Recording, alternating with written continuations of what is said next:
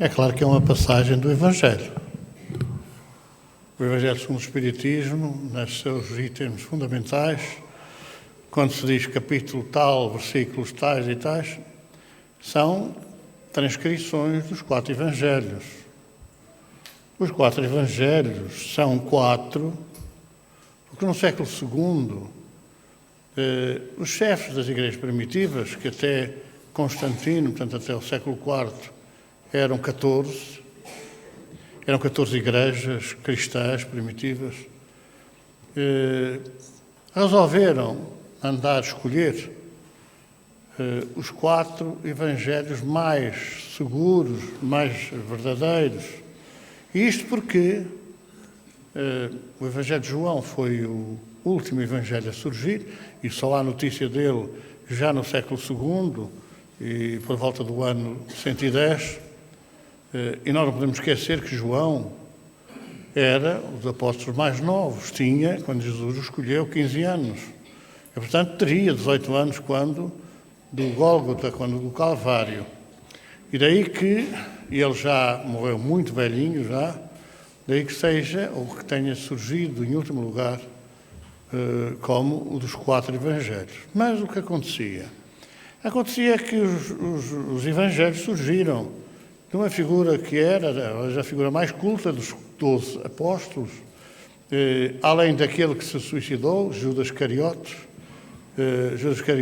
e Mateus Levi, eram os 2 apóstolos mais cultos, com mais cultura, de uma forma geral, sabiam ler e escrever, e etc. Os outros não, eram gente humilde, a maior parte não sabia sequer ler e escrever.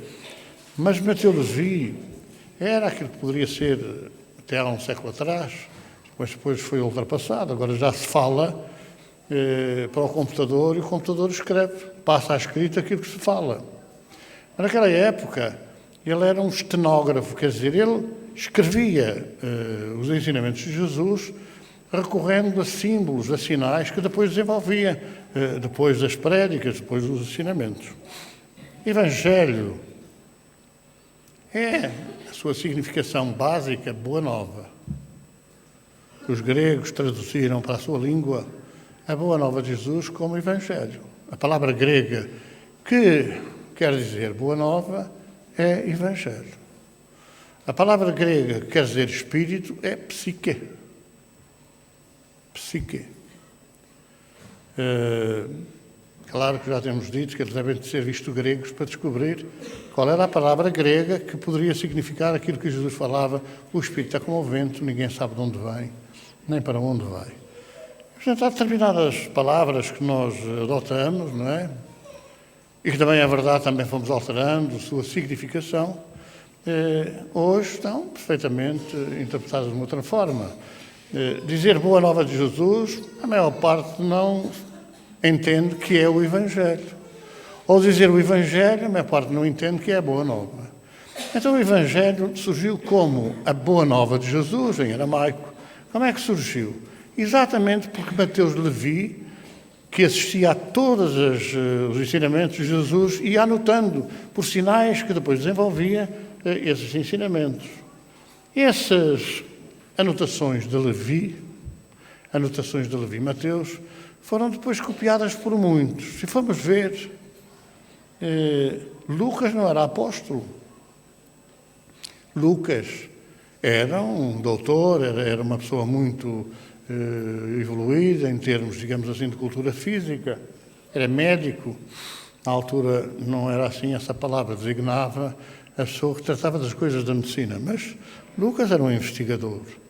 Marcos era um discípulo de Paulo, que acompanhou Paulo enquanto pôde e depois se autonomizou e viria a notar, ou melhor, a anotar as anotações de Levi. João era apóstolo. Os 2 evangelistas apóstolos eram Mateus, Levi e João. João, como já disse há pouco, era o mais novo de todos. E, irresponsavelmente, numa análise assim independente, não mediu as consequências de ser naturalmente identificado como o discípulo de Jesus. e foi o único que esteve junto à cruz, junto de Maria, e que não fugiu. Todos os outros, muito mais espigados, muito mais experientes da vida, fugiram com medo de serem presos por serem seguidores do homem do caminho. Ora, isto para dizer o quê? Para dizer que, na sequência das anotações de Levi, não dos escritos de João, porque, como eu disse, só apareceram já no primeiro quartel do século II, mas basicamente pelas anotações de Levi, foram copiando essas anotações e foram acrescentando. Enquanto, por exemplo, Lucas investigou junto das populações, investigou junto dos contemporâneos de Jesus, foi à procura de saber histórias, historietas, e a gente sabe que quem conta um conto aumenta um ponto, não é? Tudo aparecia sempre muito floreado, as pessoas que já não eram as pessoas que recordavam, eles recordavam aquilo que os seus antecessores, os seus antepassados recordavam. E passou a coisa a ser mais ou menos, digamos assim, misturada entre aquilo que eram as anotações de Levi, que mereciam a credibilidade, e aquilo que foi sendo contado a seguir. E quando chegamos ao final, a meados, do século II, quando pontificavam pessoas extraordinárias do cristianismo, não é? Que só passou a chamar-se cristianismo muito depois de Jesus ter desencarnado, mas aquilo que aparece no século II, e que é, por exemplo, Orígenes, que foi um padre da Igreja Primitiva, era defensor da reencarnação, naturalmente decalcando dos ensinamentos de Jesus, de tal maneira apareceram novos autores, que por essa altura havia 44 evangelhos. Quer dizer, de cópia em cópia, de diz que diz, havia os entendidos na matéria e que iam acrescentando um ponto àquilo que diziam os vizinhos, que diziam as pessoas de uma forma geral. E foi nessa altura que os dignitários da Igreja Primitiva resolveram mandar fazer uma análise profunda aos 44 evangelhos e daí surgiu, de facto, a escolha dos 4 evangelhos canónicos chamados, que eram aqueles que se aproximavam mais nas suas revelações, no seu desenvolvimento. E era aí que surge exatamente o que surgem os 4 evangelhos, de 2 apóstolos e de 2 seguidores dos apóstolos, Marcos e Lucas. Bom, Lucas é um evangelho que merecia bastante credibilidade. Porquê? Porque foi uma figura que viveu muito próximo de Maria, da mãe de Jesus. As notícias que há sobre a vida de Maria perdem sentido às vezes porque, a certa altura, se resolveu que, sendo Maria mãe de Deus, não podia dar à luz mais filho nenhum. E como era a mãe de Deus, também não podia ter homem no seu currículo, qualquer relação humana. E, portanto, surgiu aquela morte prematura de José. José passou a ser mais ou menos uma figura apagada, uma figura morta, porque Maria não podia ter relações com nenhum homem. O que é uma aberração e um absurdo, porque Maria foi uma mãe normal como todas as mães. Só deixa de ser uma mãe normal como todas as mães quando Constantino exigiu dos dirigentes das igrejas primitivas que fosse eleito um Deus visível, um Deus que fosse dado a conhecer ao povo, um Deus que fosse suscetível de ter uma imagem para que o povo adorasse. Porque a mitologia romana dava a primazia, de facto, à adoração das figuras simbólicas. Hoje existe no Vaticano uma estátua de Pedro com uma altura considerável. Essa estátua de Pedro, com uma altura de vários metros, surgiu dos metais que formavam várias figuras da religião romana, várias figuras adoradas, vários deuses da mitologia romana, que depois, quando passou a ser o cristianismo a religião oficial, foram todas destruídas para surgir a figura daquele que passou a ser o responsável, que era Pedro, o apóstolo mais velho, e, portanto, naturalmente, entendia-se que Jesus terá deixado às suas mãos a responsabilidade da direção da Igreja cristã, mais tarde surgiu como Igreja cristã. É claro que Pedro nunca teve cadeira para se sentar, aliás, Pedro foi perseguido toda a sua vida depois de Jesus e acabou por, sentindo-se não merecedor de morrer com o Cristo, de pedir para ser crucificado de cabeça para baixo.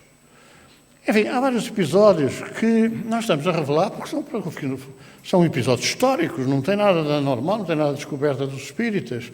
Tem, sim, este conhecimento de que havia 4 evangelhos de todos os 44 que existiam. E muitas pessoas talvez estejam recordadas que aqui há uns anos atrás começaram a aparecer aquilo que foi considerado como os papiros do Mar Morto. Naquela época, os textos eram escritos em papiro. E agora começaram a aparecer os papiros do Mar Morto, presumivelmente com novos evangelhos, o Evangelho de Tiago, o Evangelho de mais não sei quem, que foram considerados como apócrifos. Tiago não escreveu nada. O apóstolo Tiago era uma figura muito curiosa. O apóstolo Tiago dava-se bem com um lado e com o outro. O apóstolo Tiago foi o chefe da igreja de Jerusalém, não foi Pedro. Pedro viria a ser chefe da igreja de Jope. E Jope era a terra de Abigail, a noiva de Paulo. A noiva de Paulo, Paulo que tinha só condenado à morte por apedrejamento, Estevão, que era irmão de Abigail, a noiva. É uma tragédia que a história não registra, mas que de facto os espíritos contam, porque quando ele descobre em plena enfermaria daquele pátio, digamos assim, das torturas, quando ele descobre que afinal a noiva querida, Abigail, era irmã daquele que tinha sido quase torturado até à morte, porque também foi Paulo que mandou suster o apedrejamento, mas não evitou que Estevão fosse colocado sobre um banco de pedra e ali recebesse a visita do seu amor querido, Abigail, e tenha descoberto que afinal tinha levado à morte o irmão da noiva, que nunca se conseguiu concretizar aquele noivado, porque, sem dúvida nenhuma, que depois da morte de Estevão, Abigail não professou, mas pouco tempo depois adoeceu e acabou também por falecer. Mas é ainda nessa época, nessa fase crítica, que Paulo vai a caminho de Damasco para perseguir os cristãos. Ele achava que era gente contra Deus, contra a religião tradicional judaica, porque ele era um adepto fervoroso de Moisés. E, portanto, saiu para Damasco à procura daquele que era uma figura central, muito querida, dos seguidores do homem do caminho. Era assim que eram designados os seguidores de Jesus. O homem do caminho era aquele que ia às portas de Jerusalém, na saída para Damasco, dava água aos viajantes que atravessavam os desertos, os montes Golã, e depois passou a dar a água viva, a água da esperança, a água do consolo. E é o homem do caminho, conhecido como tal, às portas de Jerusalém, que depois vem a ter os seus seguidores como os seguidores do homem do caminho. Jesus não fundou o cristianismo, de forma alguma. Aquilo que ele dizia e sempre disse é que vinha ensinar o que aprendeu do Pai. Ele, bom, não me chameis bom, porque bom só há o Pai. E, portanto, ele que fazia a questão de se tornar um paladino, um pregador da mensagem de Deus, das mensagens de Deus para a Terra, ele acabou por ser considerado que era Deus e que mentia às pessoas. Não é? Porque ele dizia que não era Deus e as pessoas passaram a dizer que era Deus. E a partir do século IV foi mesmo instituída essa crença de que Jesus era Deus. Ora, um Deus não podia ter irmãos. Um Deus não podia ser filho sem ser de uma virgem, que não conhecia o homem. A criação dos deuses da mitologia, fosse da mitologia grega, fosse da mitologia romana, era dessa forma. A mãe desses deuses não podia conhecer homem. Embora o absurdo está em que, desde a antiga Mesopotâmia, desde a religião que é a mãe de todas as religiões, e falo na Mesopotâmia, aquilo que é hoje as terras do Iraque e do Irão, essa crença nos deuses era precisamente dessa forma. Como é que resolviam o problema? As virgens mais belas da população, as virgens mais belas eram oferecidas ao templo para terem relações com Deus. E daí nascerem os deuses da mitologia respectiva. E essa crença da mitologia antiga passou depois para Jesus, curiosamente, só no século IV. Só a partir do ano 335 do Concílio de Niceia. E porquê? Porque um Deus não podia ser apresentado ao povo sem ser filho de uma virgem e criado pelo poder de Deus, que depois já aquela separação das três pessoas distintas, Pai, Filho e Espírito Santo. E surge essa ideia que até hoje, até há pouco tempo, era um dogma de fé. É assim porque é assim. Só que o Evangelho de Marcos, no capítulo 5º, 6º, é claro quando diz, quando Jesus faz todos aqueles milagres, entre aspas, porque não eram milagres, porque se fosse um milagre Deus tinha se enganado, não é? Mas quando faz aquelas curas espetaculares, os fariseus hipócritas estão na sua crítica e dizem, mas quem é este? Evangelho de Marcos. Mas quem é este? Não é o carpinteiro? Curiosamente, o carpinteiro. Porque alguns disseram, não, era filho do carpinteiro. Só que o carpinteiro pai, José, o carpinteiro pai, já tinha morrido há 16 anos. No contexto histórico, quando Jesus tinha 14 anos, ficou órfão. E ele, como o filho mais velho, assumiu a responsabilidade do seu lar, ajudando a mãe, porque a prole, nessa altura, já eram 7 filhos. E o Evangelho de Marcos diz lá claramente, a propósito da linguajar dos fariseus, mas quem é este? Não é o carpinteiro? Não estão entre nós, seus irmãos, Tiago, José, Judas e Simão? Estão lá os nomes. E não estão entre nós suas irmãs, que não era permitido falar o nome das irmãs, porque eram mulheres, não tinham direito a coisa nenhuma. Nós vamos encontrar Maria de Nazaré, Maria de Magdala, Maria daqui, Maria da acolá. Porquê? Porque eram a Marias das terras, onde, enfim, eram conhecidas como a questão, por exemplo, de a mãe dos filhos de Zebedeu. A mãe não interessava para coisa nenhuma. O Zebedeu é que interessava, a mãe dos filhos de Zebedeu.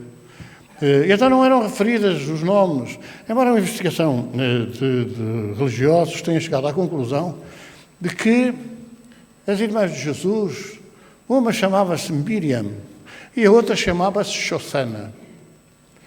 Não é Maria e Joana. Na sua linguagem, portanto, na língua materna, era Miriam Madalena.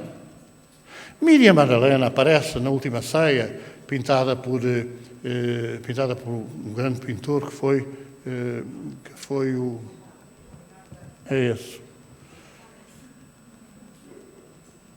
Porque o Da Vinci anda para aí uma brincadeira com o Da Vinci, com o da 30 e por aí fora. Porque é evidente que... O que é que dizem? Dizem que à direita de Jesus estava uma mulher na ceia digamos assim, os apóstolos. À direita estava uma mulher. E vejam a maldade. A mulher, a certa altura, aparece inclinada para a direita. E por que aparece inclinada para a direita? Porque estava com o joelho a passar no joelho de Jesus. Vejam a maldade que é. E os cristãos, até, para venderem 400.000 obras dessas, vejam como anda aí muita gente cega. Porque há pessoas que querem denegrir a imagem, né, do cristianismo, naturalmente neste caso do catolicismo, mas ninguém aparece a explicar as coisas. Porquê? Porque não tem explicação. Porque Jesus deixou de ter irmãos. Como deixou de ter irmãos, tudo é possível. Maria Madalena, ou Miriam Madalena, era a irmã de Jesus. A irmã que foi banida da família. E foi banida da família pelo seu comportamento. O Evangelho compulsado de Fia Pavio vai lá dizer que, a certa altura, ela tinha tido 7 homens diferentes.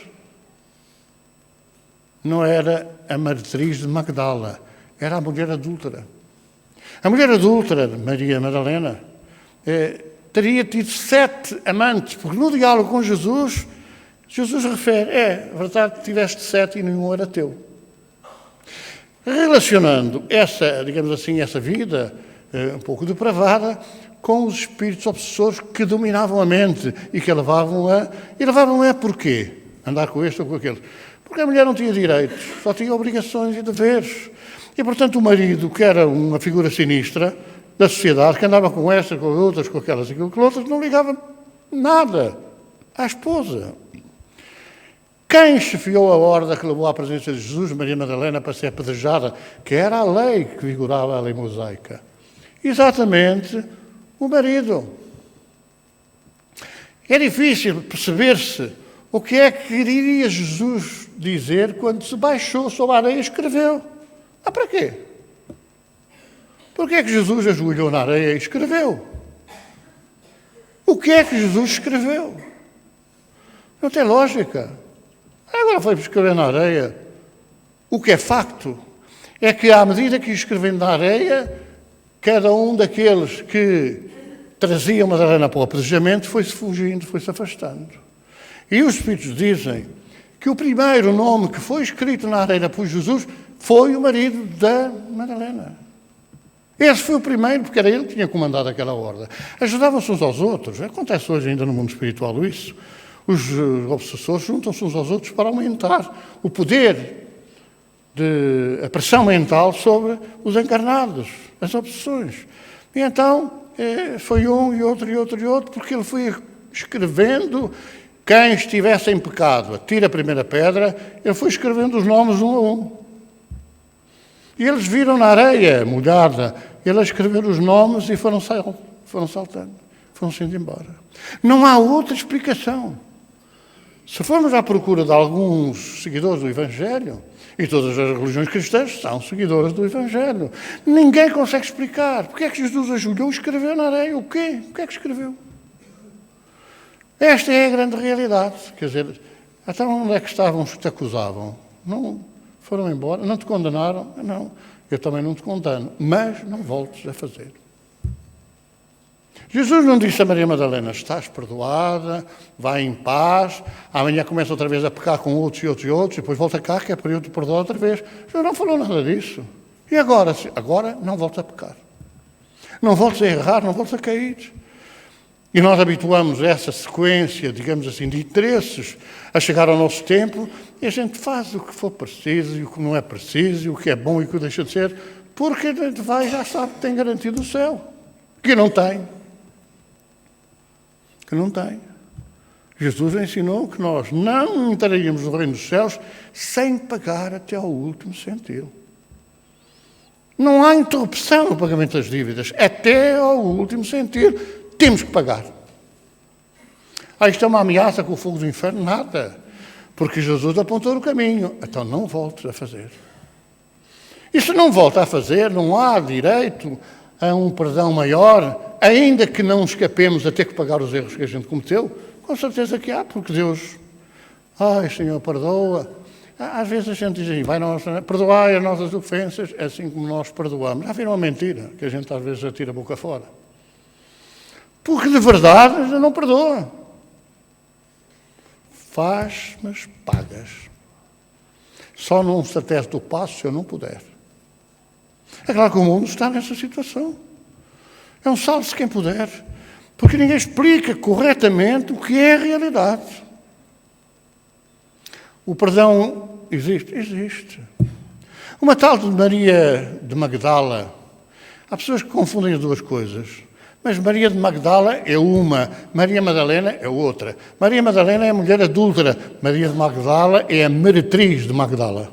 A mulher mais famosa no meretrício, na prostituição, que conheceu Magdala, que era a capital económica da Ásia Menor. Maria de Magdala é uma história muito, muito bonita, muito linda e trágica. Porque Maria de Magdala foi dada noivado, melhor, foi comprada aos pais, tinha 15 anos. Bom, a Rainha Santa Isabel casou com 12 anos.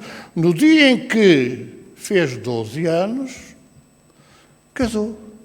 Veio de Aragão, num séquito famosíssimo, atravessando até terras e vales carregadas de assaltantes. Mas ela veio com 12 anos, perfeitamente preparada para ser rainha. De tal maneira que Dom Dinis, que teria 18 anos nessa altura, a escolheu entre várias pretendentes na Europa.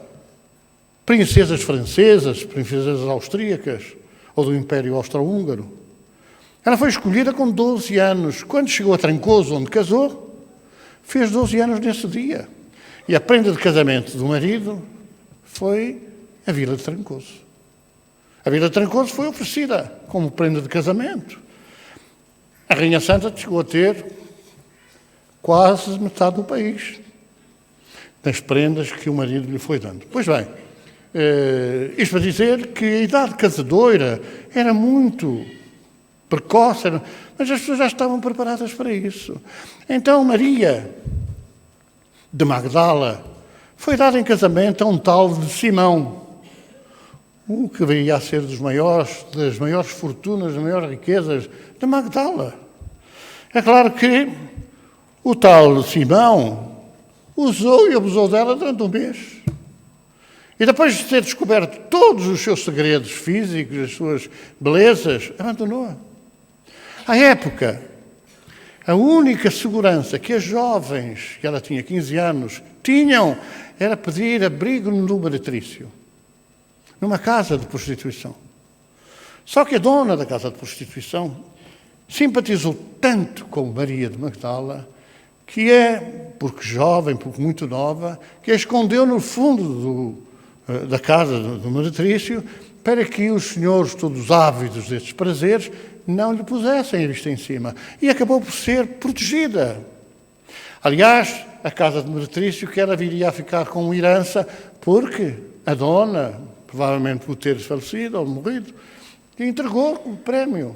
E passou a ser Maria de Magdala a chefe de uma quantidade de raparigas novas que se dedicavam ao meretrício, num painel que as pessoas ricas de Magdala, era uma cidade de muito poder económico, chegavam e escolhiam. Mas ela sempre escondeu para que não fosse objeto dessas atrações. Só que depois de se tornar a dona do meretrício, ela passou também a viver o meretrício, mas apenas para as pessoas mais ricas na área do comércio daquela época. Olha, nós vamos ver que depois mais tarde seriam nas cruzadas essas riquezas, essas fortunas, levadas a campo por outras atividades. Então Maria de Magdala passou a ser uma senhora. Só era servida, não é? Num prato muito substancial, aos mais ricos. E tinha um período da sua vida, do seu ciclo, em que era intratável. Era intratável porquê? Porque davam-lhe aquelas maluqueiras da menstruação e ninguém podia aturá-la. Nem as suas meninas, aquelas que lhe serviam. E ela entrava em pânico, porque ela, nessas alturas, era violenta mesmo. A história depois vem-se a deslindar naquele diálogo extraordinário que ela tem no Lago de Genezaré, na praia, quando é levada para junto de alguém que podia curar a sua lepra moral. Ela achava que Jesus só podia curar a lepra física. Mas o homem curado, o leproso curado, disse-lhe, não, a lepra, a doença que ele cura, é do teu caso, não é do meu. A mim curou-me, mas principalmente ele cura a lepra moral. E nesse diálogo nas areias, em casa de Pedro, Simão Pedro, é que, curiosamente, quando ela chega à casa, não havia luz, nem LED, nem pouco mais ou menos, não é? Na altura não havia mesmo luz, mas a noite era de luar.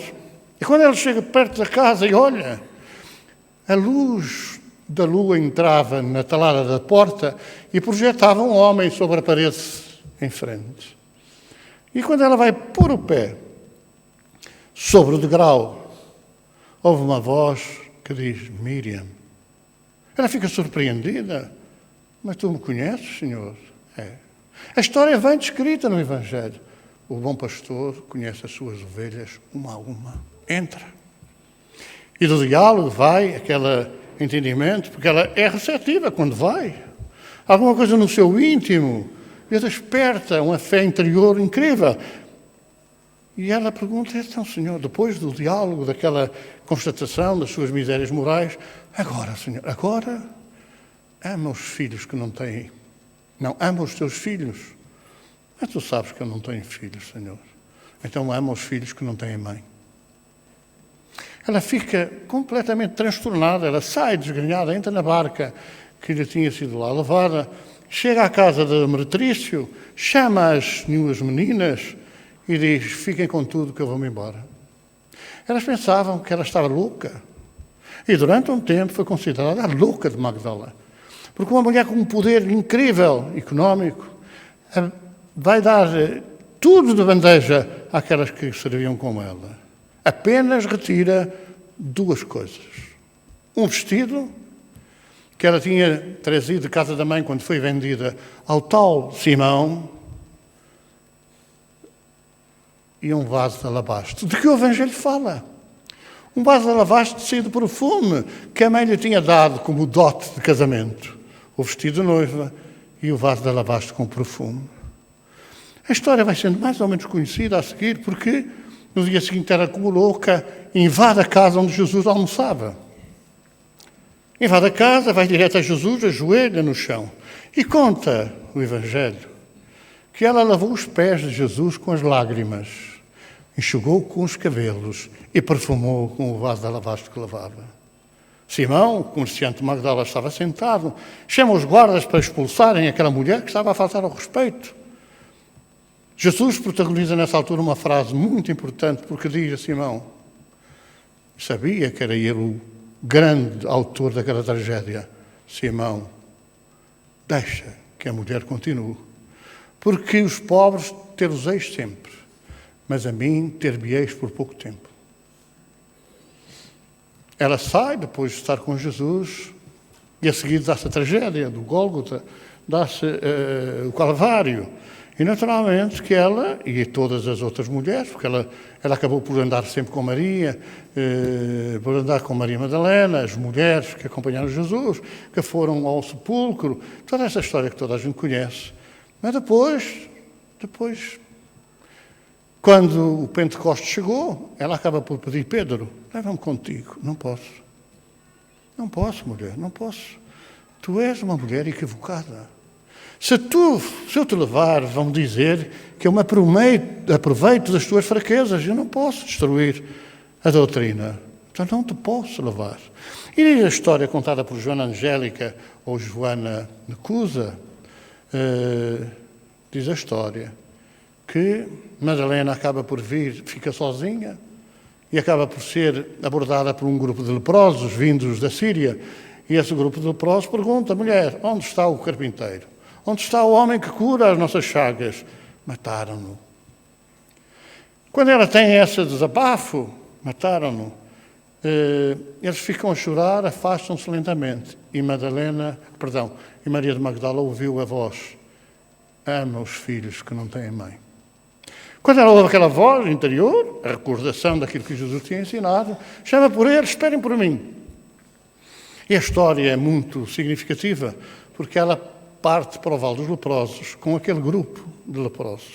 E mais tarde, dir-se-á, porque ela falava todos os dias aos leprosos, a maneira como se dirigia a eles, dizia: irmãos leprosos.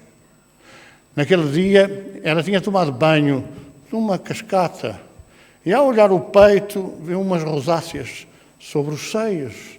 E ela constatou: afinal, estou com a lepra. Estou com a lepra. A partir desse dia, dizem os espíritos, que passou a chamá-los nós, os leprosos, meus irmãos.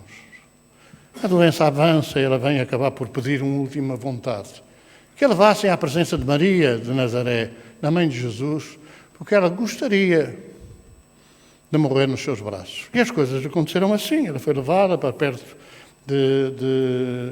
da terra onde vivia Maria, com João, e já exangue, já sem sentidos, é levada pelos cristãos, pelos adeptos do homem do caminho, à presença de Maria, que a recolhe nos braços e que assiste ao último suspiro, ao expirar da vida daquela mulher. Agora, mas ela não pecou. Embora as circunstâncias da vida muitas vezes ditam essas tragédias. A gente às vezes devia ter algum cuidado quando começa a criticar porque esta é assim, porque esta porta está assada, porque aquela faz cozido e por aí fora. Porque nós não reparamos o que é que nós fazemos. Nós só apontamos o dedo e esquecemos que muitas vezes devíamos ver os outros que apontam para nós. Das nossas imperfeições, das nossas tragédias íntimas, da muito pouca vontade de mudar, de fazermos a nossa reforma íntima. Então, na altura, 2000 anos depois, a gente se debruçar sobre estes exemplos e pensar em nós. Como é connosco? Como é connosco? Já tenho referido algumas vezes que o Papa Francisco disse aqui há 2 anos. Os católicos têm que saber de onde vêm. Ele está aqui uma certa alteração. Começa por dizer que tem que saber o que andam cá a fazer. Nós, se formos perguntar a todos os católicos o que é que andam cá a fazer, de certeza que dificilmente encontraremos uma resposta. Porque a maior parte, os católicos, todos nós somos seres humanos. Se nós formos assim, para lá, o que é que eu ando aqui a fazer? Discuto com o marido, ralho com os filhos, chateio-me nos empregos, e não sei quem mais, são intolerantes. Não é? O que é que a gente anda a fazer? E depois ele complementa de onde vêm e para onde vão. O Espírito é como o vento, sopra onde quer e ninguém sabe de onde vem. Jesus falou assim, está no Evangelho. Não é no Evangelho segundo o Espiritismo, está nos 4 Evangelhos. Está nos 4 Evangelhos. O Espírito é como o vento. Evangelho de João, no capítulo 3. Sopra onde quer dizer, toma conta de um corpo, seja lá onde for, mas não sabe de onde vai, nem para onde vai. Esta angústia que o varre esta questão agora da eutanásia é lamentável e é dramática. Porque se eu venho do corpo dos meus pais, e se depois a minha alma vai para o céu, é uma aberração. A minha alma vai para o céu como se fosse um baralho de cartas.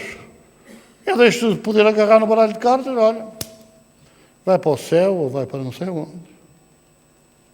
Ai não, é alma. Eu sou alma. E eu não faço ideia, posso imaginar para onde eu vou. Mas eu não me lembro de nada, ainda bem. Porque se eu soubesse de onde venho e o que fiz, podia ser uma tragédia todos os dias. A gente podia se confrontar no lar com o inimigo, que matou ou que nos matou. Então a bondade de Deus permite que a gente não recorde, não lembre, para que o sofrimento não seja muito pior. Agora, viemos. Foi Jesus que falou. Não adianta nada dizer sou cristão, porque afinal sou cristão sem Cristo, sem os avisos, sem as informações que Ele deixou para nós refletirmos e para nós arranjarmos força para a nossa modificação. Então, o que é que eu ando cá a fazer? O que é que eu ando cá a fazer? Não há direito. Deus não é bom. Porque aquela criança com asma nasceu com asma. Deus não é bom. Bom, e quando é que a gente percebe que o tabaco ou determinadas circunstâncias que a gente abusa e não faz questão de mudar, tem consequências graves? Quer dizer, eu não sei se recordam, falo isto muitas vezes, o cantor latino, não é o Tony de Matos, os mais velhos talvez se recordem. Na última fase da vida, a forma como ele cantava é dramática. Ele cantava, apaixonava as senhoras todas, ficavam todas apaixonadas. Loucos que nós somos, doidos que nós fomos. Ele puxava a respiração porque ele não tinha espaço pulmonar para alargar. Os pulmões já estavam todos ocupados pela nicotina. Ele fumava 6 maços de tabaco por dia. Quais são as consequências deste deste suicídio, porque não é auto. Porque isto é um suicídio. Suicídio não só o que dá o tiro na cabeça e morre de repente, ou que se pendura no pescoço e morre de repente. Morre no corpo físico de repente. E as consequências, como são?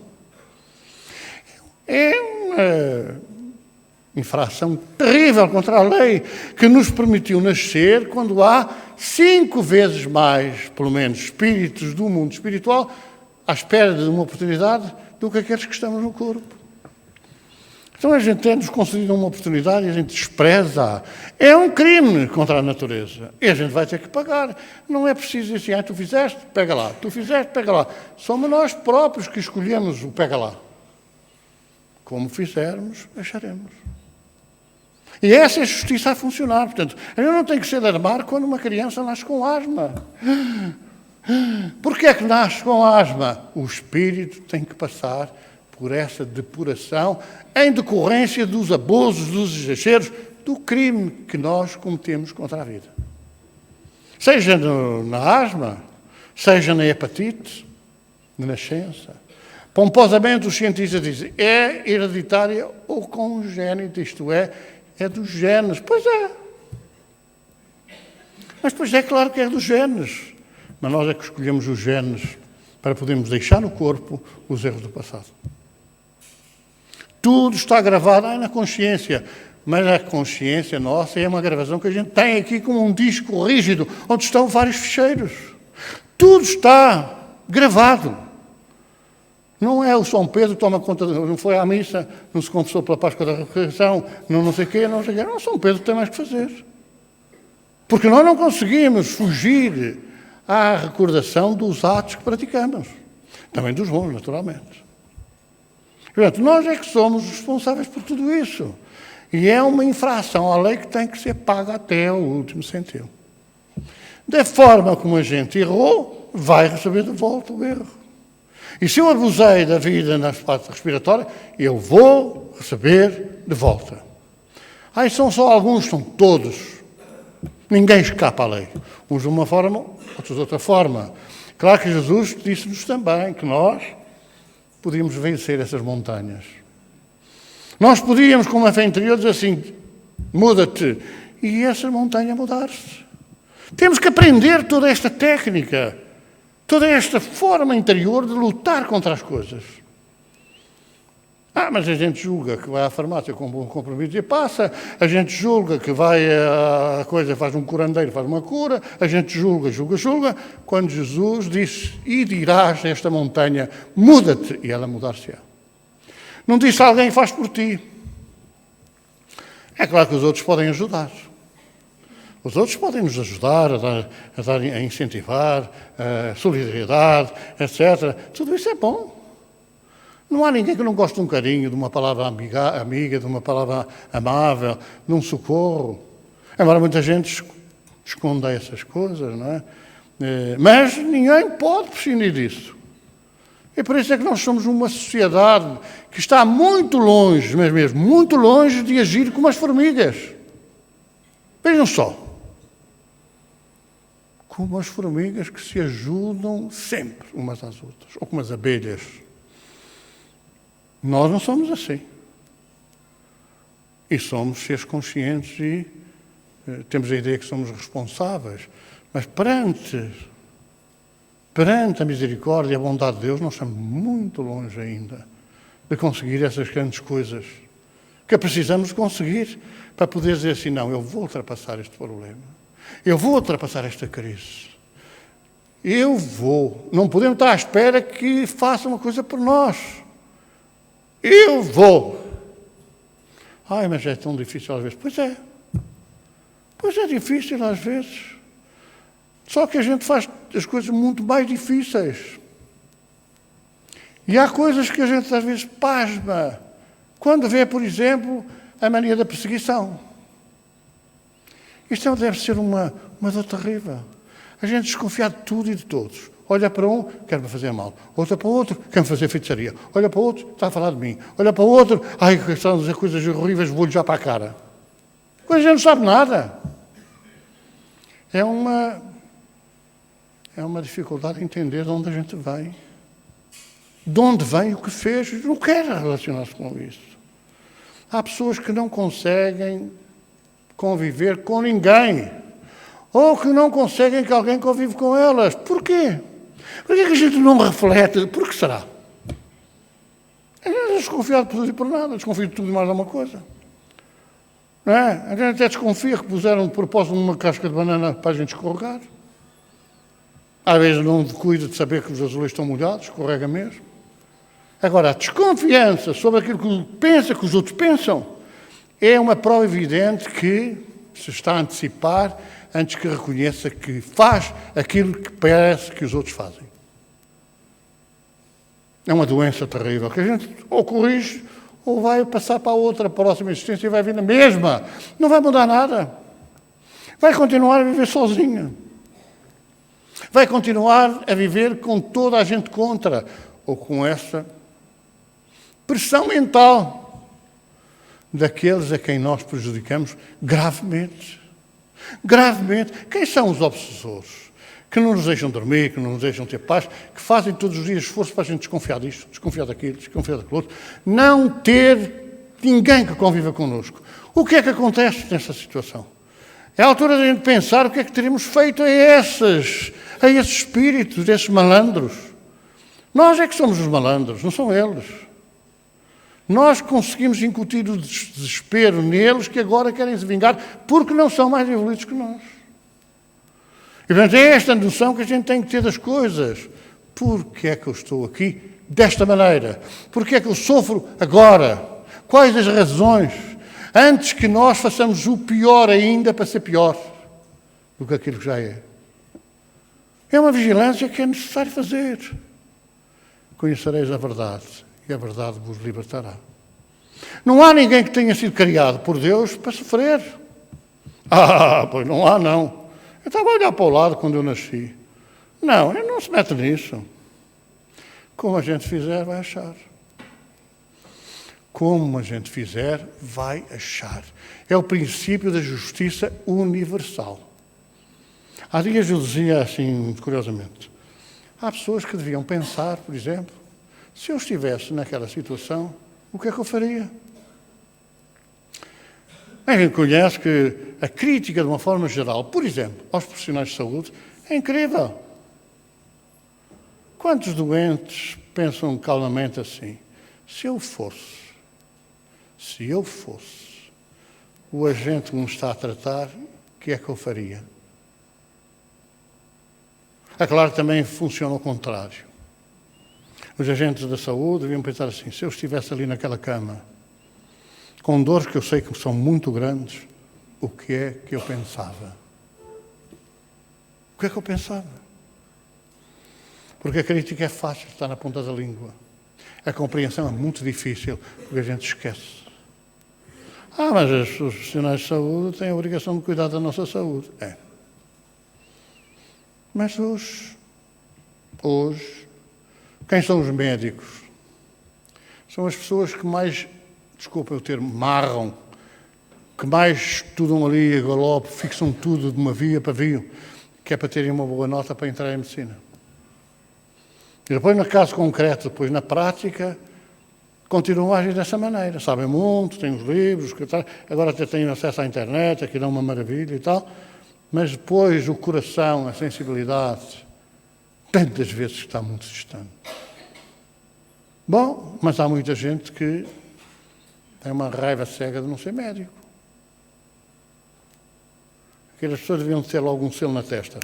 Este vai ser médico, este vai ser pedreiro, que haveria de certeza revolta. Mas porquê é que eu sou pedreiro e o outro é médico?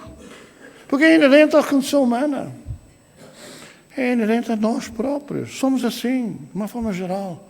Nós nunca pensamos. E quando fizeres isto a um destes mais pequeninos, a mim o fareis. Então as pessoas pensam assim, bom,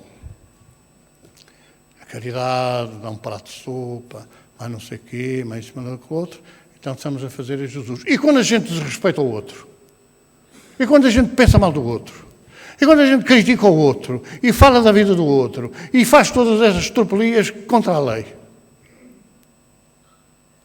O que é? Não fazemos a Jesus também?